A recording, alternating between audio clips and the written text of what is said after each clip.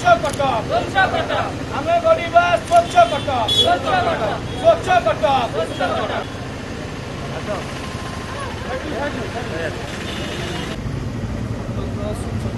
गत किछि दिन तले कटक महानगर निगम 20 जन कॉर्पोरेटर और 3 जन ओएस ऑफिसर आम एक्सप्लोजर विजिट रे इंदौर अभिमुखे जाइलु जहाँफल सेठिकार सानिटेशन पार्ट कौन पर इंदौर भारत वर्ष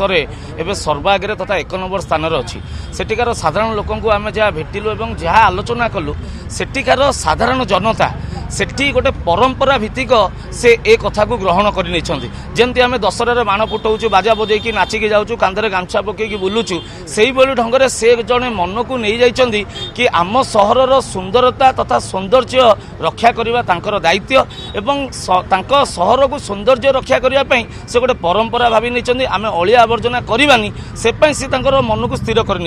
तो आजिकार जो कार्यक्रम आम प्रत्येक घर टू घर बुली डस्टबिन बांटा सहित लोक साधारण लोक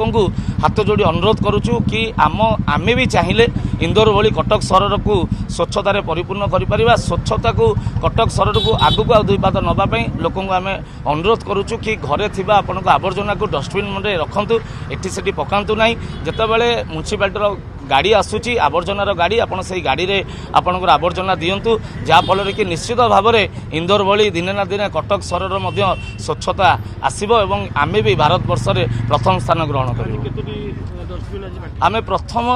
आज प्रथम ए कार्यक्रम कटक आरंभ करुचु 26 नंबर वार्ड आरंभ होची 500 पीस आमे आज डस्टबिन बांटिबु एवं भगतपुर अंचल आरंभ करी झोलासाई निमसाई सेमिनारी छक तापर हाथी पोखरी कार्यक्रम सरिबो। आमे उभय पार्श्व थिबा दुकान घर टू आरंभ करी प्रत्येकटी घरे डस्टबिन दबा सहित तांको अनुरोध करिवु कि स्वच्छता को अवलंबन करिबा तथा साधारण लोक जेतेबेले उद्यम जारी रखिबे सेतेबेले ही स्वच्छतार आमे कटक सहर को सरस सुंदर कर परिबा।